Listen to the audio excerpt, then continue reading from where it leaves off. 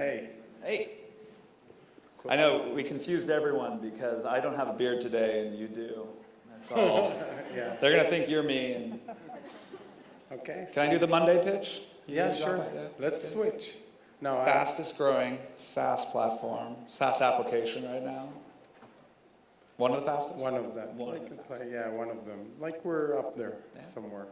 So I feel we're really fortunate to have you with us, and we had a chance to talk before this session, and you said a lot of really interesting things that I'm anxious to hear right now. But let's start at like maybe explaining, some of the stuff you did throughout history and get people to know you, and I'll make some of that work. Yeah.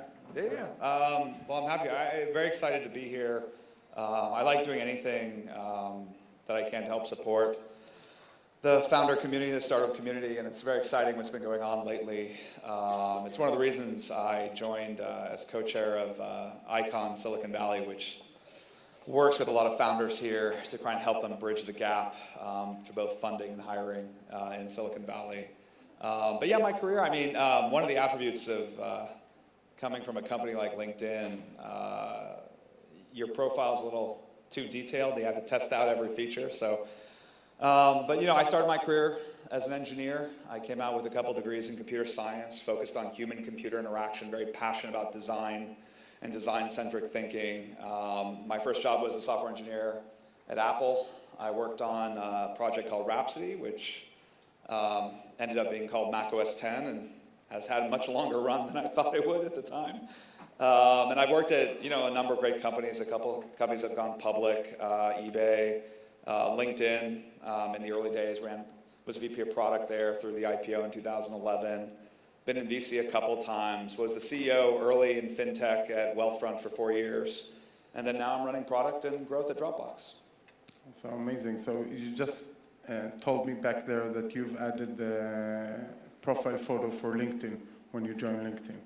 That's right. That was, it's very important. So LinkedIn was small enough when I joined that almost every product decision was something that was existential, and you're debating with the founder, et cetera. And the first feature I wanted to do was to add photos to LinkedIn, and this was almost a religious issue for LinkedIn because LinkedIn spent most of its early life trying to explain to people that there was something called a professional network, that it wasn't just a normal social networking site. They wanted to be different.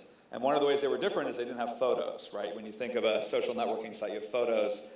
And so it was very controversial, all these fights. But fortunately, it turns out that I have a liability, which is I'm terrible with names. I tend to recognize people by face, and I don't think I'm the only one. And so I was very passionate about this idea that LinkedIn had to have photos. Yeah. So, and that was what, it's one of the startup lessons. I was coming from eBay, where the size of the engineering team you needed to get anything done just seemed phenomenal. And I remember at LinkedIn doing photos, just being a couple people working on it for, I think maybe 6 to 8 weeks. And we shipped it, it was like magic. It got me back into the magic of being on a small team. Cool, so maybe we're getting ahead of ourselves, but talking about good products and all that stuff. But like, I bet, how did you measure that? Like, or how did stuff that you measure over time changed as the company grew, or those kind of stuff? Because I bet at that size, it was a controversial decision, but now you would probably do it differently, maybe, from how we did back then. Yeah, it's actually an interesting problem. Having run product at different companies, I find that a lot of startups, a lot of new companies swing between two edges. One, which is an incredible metrics focus, right? If you can't measure it, you don't do it. And then sometimes you end up in this incredible intuitive focus of just, it's all judgment, right? Like you have a passion for the customer, what they need, you have an idea for a product. And I tend to be a pragmatist, so if you go too far to either of those extremes, usually you run into trouble. When I got to LinkedIn, they were actually very intuitive about what this professional network needed to be, and I was coming from a background of being very metrics-oriented. So I had to come up with metrics for that feature. And I write about this stuff, but I'm a big believer that every project should have a purpose. That purpose can be to drive growth, it can be engagement, it can be revenue. Reid Hoffman likes to say at LinkedIn that, most companies end up working on growth and engagement and revenue at all times. What changes every year is what the priority is. So LinkedIn at the time was looking for more engagement, and it was pretty obvious that if you have photos, it drives more engagement, right? People are more likely to click through, view profiles, go deeper. So I had a bunch of engagement metrics tied to it. I think they didn't all come true right away, although it's hard to imagine a site like LinkedIn without photos today. Yeah, of course. Like you have a couple of people with the same name, how would you know? Or a lot of those cool stuff. So amazing. And I would be really interested to ask, like, how do you see growth, like in different stages of the company? Like, obviously now Dropbox is huge and LinkedIn is huge. Like, how did it start? How did it grow? What are the different things you need to take into consideration in different stages? Yes, I think growth is one of these topics that I'm very passionate about, because it was early in my career, coming from the engineering side. There's a point of view that I had when I was early in my career that if you just built a product that was good enough, it would just grow, like it would just work.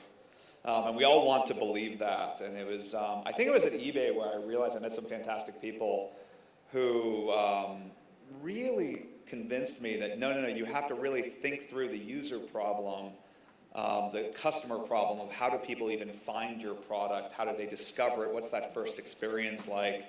And I became very passionate about it, right? So I no longer take growth for granted. I think a lot of founders get this wrong, mainly around the issue. I think you and I were talking about this. There's a big difference between what you do before product market fit, before you really have a product that can work in a market of scale, before that and after that, right? So when I joined LinkedIn, I had the luxury, LinkedIn was already about 70 people. I felt they already had product market fit. Like we had just crossed, we had millions of users. It seemed to have a purpose. And so the great thing about that environment is you have data. The problem with data when you're doing growth, though, is that all your data is about your existing users, or at least most of it, right? So in the early days of LinkedIn, actually growth wasn't for free. LinkedIn was a very slow-growing site. This is a little bit lost in history, but LinkedIn took over 400 days to even get 1 million users, right? Which for a consumer site, I mean, these days, like a seed stage start, like that's something you want to be able to clear quickly. And so we couldn't take growth for granted, right? Growth was something we had to work at. And I remember coming in and growth had stalled, like growth was kind of flat. And we actually did this audit of all the features. And what we realized, of course, LinkedIn had, even back then, in my opinion, maybe too many features. But it went through all the features, and what we realized is that of all the hundreds of features that we had built at LinkedIn, only 6 of them were features that non-users ever see.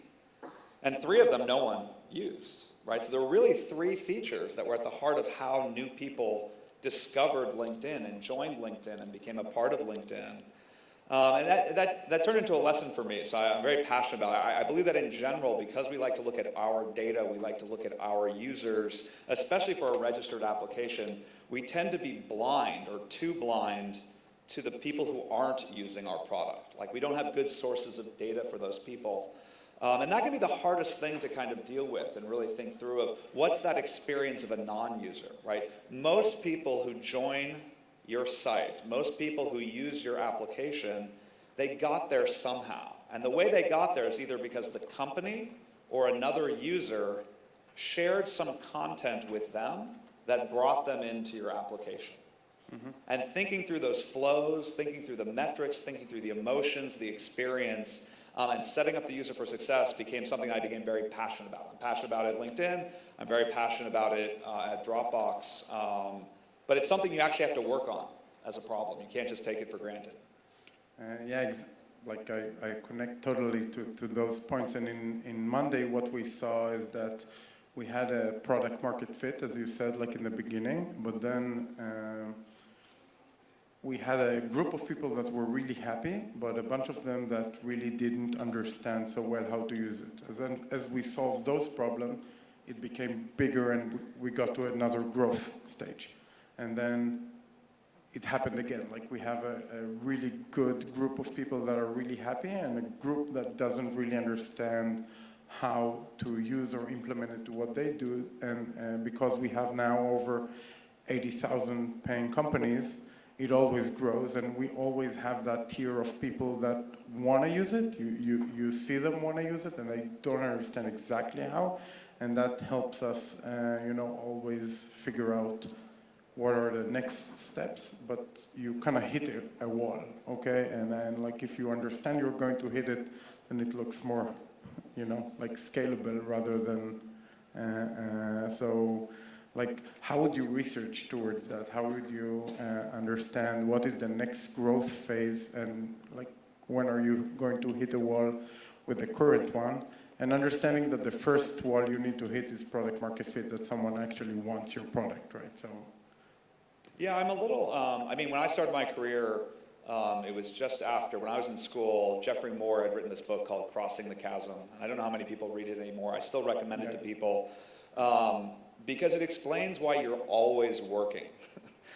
You keep feeling in a startup with growth that, like, if you just get to this next milestone, somehow it'll all be downhill, right? Like the curves look so good. They just, in those investor decks when you see the IPOs, those curves just look so good. And underneath those curves, every year, every quarter, there are the drills, there's those issues that you always have to work the problem. But I like crossing the chasm even to this day, because that idea that you have these early adopters, they tell you a lot about your product, they're not representative of that next phase, and there's this gap between them, and a lot of things that made you work in the first 6 months, 12 months won't be the thing that take you to the next 10x, is really important. And that basic lesson of the way you cross the chasm is the great thing about having product market fit is once you have product market fit, you can start believing the data.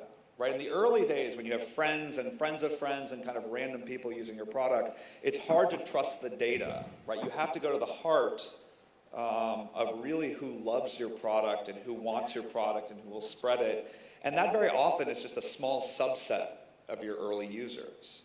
But once you discover that group, you then quickly can find adjacencies. Now, I love viral systems, software that spreads. The reason I love viral systems is that we learned as an industry how to automate that process, right? So in Jeffrey Moore's time, when he wrote that book, it was like a sales process, going after new verticals, figuring out how to spread to adjacencies. The great thing about virality is you turn your users into a sales force for you, where they actually, if they love the product, tell other people about it. And actually who they tell and who converts can be the best clue that you have about who would really love your product. that's a good one. It's hard to know. Like, the thing is, like, until you pinpoint that, that's like so much work, talking to people, measuring the data, having assumptions, fail and fail and fail. And like, that would be also interesting to learn about, like, obviously LinkedIn, super successful, Dropbox, super successful, and a lot of eBay.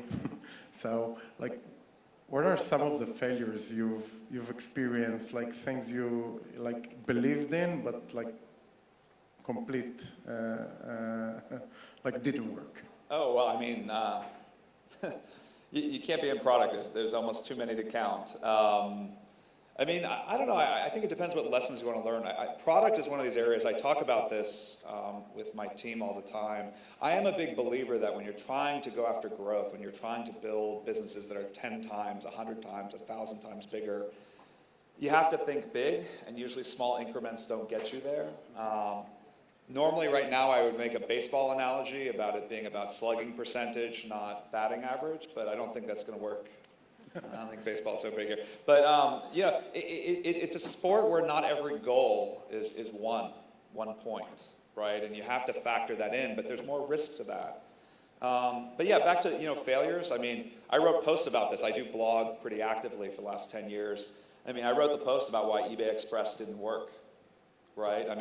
eBay, you have to, I know this is hard, but like, if you go back 15 years, eBay is one of the few Web 1.0 giants that made it. Right, and the growth is phenomenal. And then in 2005, we really started to struggle for the first time in over 5 or 6 years to hit our numbers. And the writing had been on the wall for some time, right? eBay was fantastic place to find used items, things that were hard to find. But for just regular shopping, it had a bunch of problems. And so we sought out and said, hey, what if you could have a site that had all the selection and all the value of eBay, but all the ease of use and trust that goes with a traditional e-commerce site? And so we kicked off kind of it was almost like an entrepreneurship exercise, a startup within eBay of how could we build a site that actually captured those benefits. It was a great idea. I mean, we actually launched the thing. We hit 100 million in sales in our first 12 months, which at the time was actually a really big number. And we were very proud of it, and it totally didn't work. And we made a whole litany of mistakes along the way that I So wrote how did about. $100 million dollar in sales didn't Yeah, work? well, the problem is, 100 million sales sounds fantastic when you're a startup. One of the liabilities is that at a company the scale of eBay already at that point was doing over 50 billion in sales a year on the platform. And so trying to convince, eBay had billion-dollar categories that they had no one working on, right? So 100 million, from a startup point of view, you run into these dynamics at large companies where the frame of success makes it so that no startup could hit that number, right? But we made a bunch of mistakes that in retrospect are big company mistakes. We tried to launch simultaneously in the US and in the UK and in Germany, and it turns out that each of those e-commerce markets are different, and that was a lot to take on, and we hadn't gotten the core product right before doing that. A little too much of the eBay product mentality went in, the branding was a little off. There were a lot of mistakes, but the biggest mistake, back to our original conversation, is that eBay, despite its early days, had gotten to the point where it almost took its traffic for granted. Right? Like at that point, 10 years into eBay's life, it just felt like tens of millions of people came to eBay no matter what. And we really thought that just being an eBay property, magically traffic would appear. And I can't tell you how many bigger companies make this mistake, despite the fact that in their startup days they had to fight for traffic. And so that's why, when I went to LinkedIn after eBay, I was so keen on making sure that we didn't just assume that growth was going to happen, that we would actually build teams of smart people, designers, engineers, product managers who focus on nothing but growth. And by the way, we weren't the only company that did this. A lot of the companies of the same generation, Facebook, et cetera, had learned the same lesson. Chamath built a growth team at Facebook. I did it at LinkedIn. But now most startups take it for granted that you have to have someone working on growth. But that wasn't always obvious. Yeah, so you need to get excited from user number 5 again. Well, this is one of the problems that you struggle with, is especially as your company scales, some of your hard-earned lessons from the early days aren't relevant anymore, right? What you had to do when you were 5 people, 10 people with your first 100 customers are a different problem when you're at millions or tens of millions. But you always have this challenge that sometimes when you're building new features or going after new markets, how do you keep that spirit or that capability to build new products? It's a hard problem. Every company struggles with it. Yeah, and we have kind of going after new verticals that we built. We have a dashboard at Monday that shows everything, like the number of new teams trying it out, revenue, everything. And then we wanted the new vertical, and we wanted to take it from scratch. So what we did is take the dashboard that we have for the whole company and create a new one just for that, and it became 0, and it was super exciting because it's if you look at it now, it goes up by the thousands, the main one, and then from 0 to 1, it's exciting again. So it's all a matter of framing it and giving a right goal, and it turned up to be really good in terms of team dynamics and those kind of stuff. But we're it's still a challenge because you have other alternatives. Like you say, someone is not working on $1 billion problem. Why should I work on a $100 million one? That's right. So I noticed your T-shirt is for Icon and not Dropbox. So can you tell a bit about that? How is it relevant to Israeli entrepreneurs? And also, if you have some tips of raising money, and I will contribute as for, let's say, the seed, how to fail at raising money. So you will give the good tips, I'll give the bad ones. Yeah, and I'm for happy being to. a good failure at raising smaller rounds. No, well, you've had certain success. Yeah. Fundraising is never easy. No matter what happens, it's never easy. Yeah, I'm happy to talk about Icon. I mean, I'm here visiting, of course, because Dropbox has a big office here in Tel Aviv, has had it for years. But I'm also co-chair of Icon and very passionate about that group. So for those of you who don't know, Icon Silicon Valley is the Israeli Collaboration Network is what Icon stands for.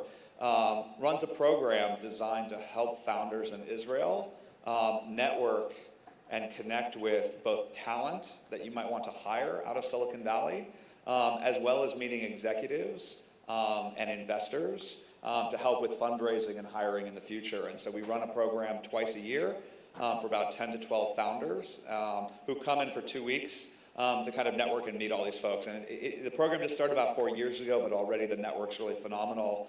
I'm passionate about it because I feel like, as someone who grew up and works in Silicon Valley, it's very hard from the outside sometimes to make sense of it all and understand the people and the process and how things work. And so, especially for seed stage founders, I think it's really valuable to actually get to meet the people and hear from them how they think about the problem.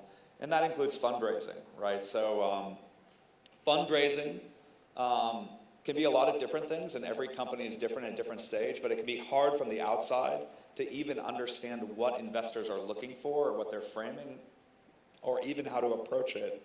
And so I like spending a lot of time on that problem, so I like helping the founders get connected in Silicon Valley.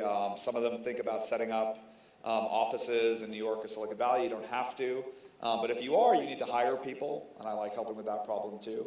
But yeah, fundraising is hard. I mean, I think the hardest thing I think for people to understand about venture capital in Silicon Valley is, despite the fact that there are so many firms and so many investors, those investors are almost all very, very different in many ways, right? They're, people will look at a firm and say, like, we just had Scott on from Andreessen Horowitz, but Andreessen Horowitz is a great firm, but you could talk to 20 different investors at Andreessen Horowitz and have a completely different evaluation of your company, right? And so getting founders used to this idea that not every investor is going to be interested in your company, and that's okay.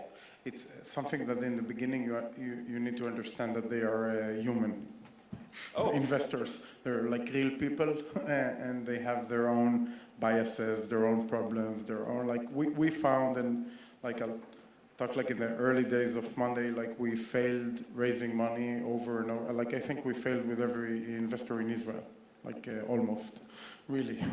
And it's because of lack of good process, and but it was also because we didn't explain really well and connect really well to the mentality of investors. And over time, when they said no, like a lot of it in hindsight wasn't about us. It was about them and how they see stuff, and so, and when you do that, it's like so hard because you get no's all the time, and it's difficult, and you always think something about you, so you need that detachment and getting a lot of no's and understanding that it's not always about you. Well, I can say, like, I know you've done this, and it's always different what situation you're in, but the stories I tend to give, when I was at Wealthfront, I raised 3 different rounds for the company, and now fintech is kind of hot. You could probably name 100 investors who would be interested in fintech. And by the way, fintech isn't even one thing anymore. There's all these subsectors of fintech that you can pitch. Back in 2012, 2013, I couldn't find, I had trouble filling one handful of fingers of investors who had ever done an investment around fintech or would be interested. By the way, the word fintech wasn't even a thing. And that changed your fundraising strategy. I actually spent a lot of time figuring out which investors had the type of contrarian attitude to go into sectors that they hadn't invested in before, who had an interest or a passion for finance, would be interested in the specific Wealthfront story and how we were approaching growth in the market. And we didn't pitch a huge number of investors. We focused instead on knowing which investors to pitch and then running the process that way. And that was very unique to us. I mean, there's other ways to run it, but... How did it work? Did it work really well with all of them, or like you got a lot of no's? I would, we definitely got our share of no's. Although I will say that, when we went to, when we go to half a dozen investors, I actually tend to, I tend to bias optimistic. Like I'm a little bit glasses half full, just in nature. We can do it. I tend to focus on the fact that we actually got some people to say yes. Yeah, of course. Right, but when we got a lot of the no's, it didn't rub the wrong way because the approach that I took and that I recommend to founders is to be honest. If you understand the investors you're going to talk to and you network with other folks, if you have trusted advisors, and this is where angel investors can really help, folks who are a little bit more impartial, who are connected, they can give you an honest appraisal of what the biggest criticism is going to be of your company, right? So Wealthfront, it was pretty easy in the early days. There had been dozens of startups that had tried to build an investing site, and none of them had scaled. Like none of them had even gotten to, $100 million in assets, let alone the billions you would need to make a business interesting from a venture perspective. And so when we'd go into those rounds, we knew that would be the number one concern. And so instead of burying that, on slide 10, halfway into the meeting, it was literally within the first 3 minutes, right? So I was always a big believer of taking off. You get one chance in the beginning of a pitch to take off the table, I think, one big concern. But you have to have enough humility about the thing to know, like, look, objectively, if you're not passionate about it, et cetera, your biggest critique is going to be this. And so we designed and every round, by the way, we knew what the biggest criticism would be, and we would put that at the front. That's awesome. So we have, in Monday, we have an initiative called Startups for Startups. It's actually, there's a site you can go to, startupsforstartups.com, and we have a podcast where we share all the insights we have in Monday, like with transparency, our numbers, what we failed with, what we succeeded in, all those things. And there are a few episodes dedicated to investment rounds, and exactly one of those tips is So first of all is the process, like we talked about, and you shared with me like an article about it, like different strategies for having around, but then being we have different kind of tactics around that. So like I shared with you that we kind of share the valuation up front, right, or kind of those stuff, but essentially, yeah. I still can't believe that worked. Yeah, so like you said, it depends on the stage, so maybe it didn't work in the beginning, but it ends up working really well at the end if you get a lot of investors that want to invest. But to your point, like the number one thing in process that we figured is that you have to work in raising a round and talk with a lot of investors simultaneously. Otherwise, like you said, it's not going to conclude because there's always another week they can wait. Well, yeah, and I think that this is some of the advice. The reason I like that article, the article he's referring to is Ted Wang, who was the general counsel at a number of famous companies, including Twitter and Facebook in the early days, is now a venture capitalist. But he wrote a fantastic post about 5 years ago about the 3 types of funding rounds. I think he called it the rabbit, the horse race, and the poker.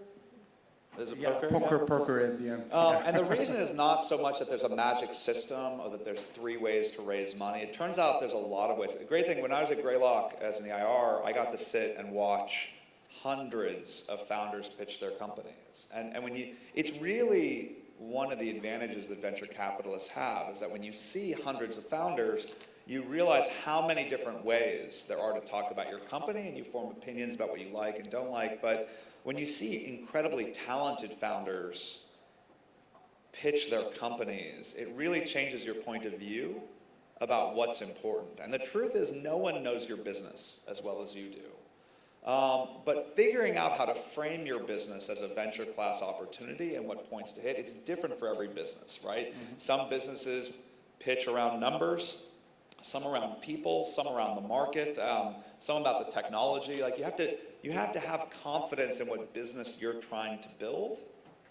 And then I think there's a little bit more selection of finding the investors who want to build that type of business with you, rather than trying to think of it as some sort of game where you have to make up a story and kind of dress it up as something it isn't.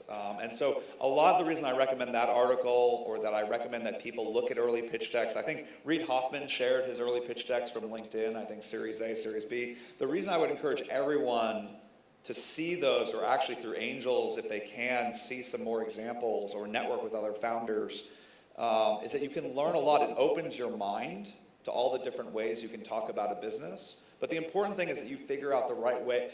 You get clarity about the business you're trying to build, and then you figure out the right way to put your best foot forward in terms of framing it.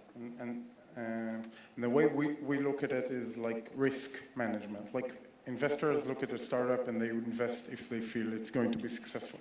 So obviously every startup has risks. Like for example, in our stage is, will we able to grow another 5x in that period of time? And other startups might be that part of the team is missing. They don't have product market fit. They tested it in Israel, but not in the US. So there's a bunch of risks. And like you mentioned, one risk that you need to talk about in the beginning and kind of clear it out of the way. I think there are a lot of stuff that might happen and some that you might not address even. And so we have that system where we always are 2 or 3 in the last rounds, that one person is kind of like an observer, and post the meeting, we go out, have a 5-10 minute talk and understand, like, wait, they had a question there that, or a problem in their head that we didn't quite answer. What are we not addressing that we should, and kind of debug it through the process. And to the point of like reaching the right investor, I totally agree. And I think the common mistake I see is people talking with investors that are not only not relevant for their sector, but not the check size. Okay, some seed startups talk with like round A investors that look for like maturity, and they misunderstand the feedback they get all the time. Well, this is the reason. I know Scott was just on stage talking about venture capital, but if you haven't read his book, if you're not familiar with the business of venture capital or how venture capital firms work or funds, et cetera, it may not be obvious. The size of the fund matters, the check size matters. They have their own business model. And by the way, individual partners at the firm may have different approaches. You can go to these firms and there might be one partner who likes to invest very early in small things and he's into it, others that spread investments around at the seed stage, others that come in later. And you can have a fantastic opportunity, a fantastic product, a fantastic business.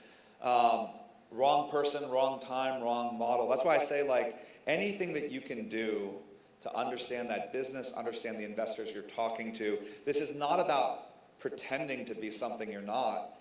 In many ways, what I'm saying is that there are many investors that you shouldn't spend time on, not because they're bad investors, but they're not a fit for your business, and that's okay. The good news is, compared to 20 years ago, there are so many more investors out there, so many different models, so many funds. When, you know, like, even when I was doing wealth, like, even the seed stage category, I think that when, even 5-6 years ago, I think statistically there were less than maybe 20 seed stage funds in Silicon Valley and San Francisco, and now there's hundreds. I think the last data I said over 400. I mean, it's phenomenal, and so there's more opportunities for founders to find the right fit, but it's also a harder problem. Right? How can you go through 400 firms and figure out who the right fit is? That's something you're going to have to spend time on, or you have to have someone who spends time on. And a good hack for that is just ask them. Like we do, like, and that's something founders don't understand in the beginning. Like, it's a two-way conversation. Like, so what we usually do is, like, we sit with an investor and ask them, what do they want? What are they looking for? What is the comfortable check size, which is a super important question. Like, what is, because then I'm going to ask for something they are not comfortable with, it's not going to work. So, like, and then have that conversation in the beginning rather than just like start pitching, getting to know them better. and it makes for a huge difference at the end that we understand some of the feedback we get, where they are, did they invest? Like a lot of people we talked with never made an investment, and then they're scared. It's their first time in, so you may not want to take this personally, or that there is something wrong with you. So I see we're out of time. So any tip you can have for Israeli startups trying to raise money in the Valley? What stage is good? What should they look out for? What makes sense? What doesn't? Well, the biggest advice I would give you is, the good news is you are far from the first Israeli founders to make it out to Silicon Valley Network. There's many have come before you, and the community is there, right? Whether it's Icon or other groups, there are so many Israeli founders that have found success with companies here, coming over to the Valley. I would encourage you not to be shy about reaching out to network with people. You'll be shocked in Silicon Valley how many people that you think of as either famous or successful at big companies, at startups, who will actually make time to meet with you and talk to you. The angel community is very active in Silicon Valley. There's a lot of them who have a strong bias to help Israeli founders. And that networking isn't about fundraising. There's a joke in Silicon Valley, I think it might be global, but I don't know, the Silicon Valley joke, is that if you want advice, ask for money. If you want money, ask for advice. It's very true in Silicon Valley. You'll be surprised how many people will meet with you, how many people who are in between different things, who have been angel investors, and they will help you navigate and give you feedback on how to pitch your business, on who you should talk to. And it's not just about fundraising. It could be about important hires. It could be about business decisions. It could be about how you're thinking about distribution and platforms. But I would encourage people to meet as many people as you can. Don't time box the time too tightly. Make some time to be out in the Valley so you have a flexible schedule to meet as many people as possible. I know at Dropbox, even though Dropbox is now larger, Dropbox benefited from its own community, right? It came one of the first companies to come out of Y Combinator. It's very strong about its kind of startup community roots. In fact, the products that I'm working on now, things like the new Dropbox, the platform, I'm trying to turn Dropbox, and the whole team is trying to turn Dropbox into a better platform for startups in the SaaS space to reach more customers. But Dropbox isn't the only company trying to help startups. So just make as much time as possible to learn from the people there. And I think you'll do well if you spend time on it, just like you spend time on your product, or you spend time on your technology. Well, so thank you very much for coming here and talking with everyone.